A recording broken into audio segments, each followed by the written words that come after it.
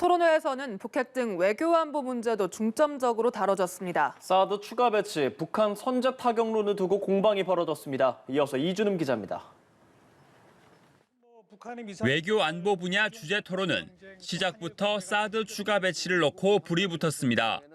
이재명 후보가 안보 불안 조장으로 경제를 망친다고 공세를 펴자 윤석열 후보는 오히려 위험을 줄이기 위한 것이라고 맞섰습니다. 브룩스 전 주한미군 사령관도 추가 사드 필요 없다 이렇게 말을 했는데 왜 그 말씀을 계속해서 그거는 제가 보기에 잘못 알고 이거 계십니다. 안보 불안을 조성해가지고 표 얻으려고 경제 망친다는 지적이 있는데 어떻게 생각하세요?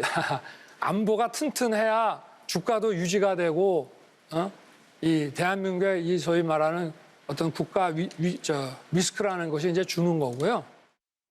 윤 후보는 선제 타격론 역시 전쟁을 막기 위한 방법이라고 주장했고 다른 후보들은 무책임한 발언이라고 지적했습니다.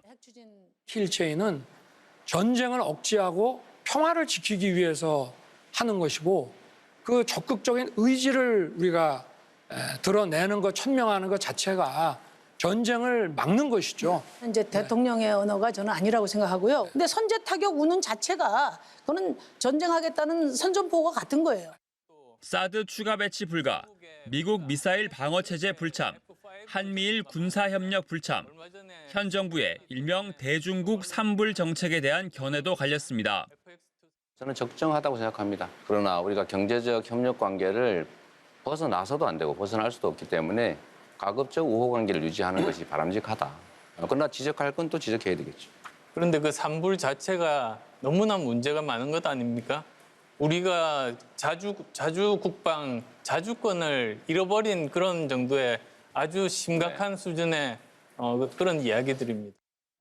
대통령이 되면 미국과 중국, 일본, 북한 정상 가운데 누구를 먼저 만나겠냐는 질문에 이재명 후보는 상황에 맞춰 판단하겠다고 했고 윤석열, 안철수 후보는 미국 정상을, 심상정 후보는 김정은 위원장을 꼽았습니다.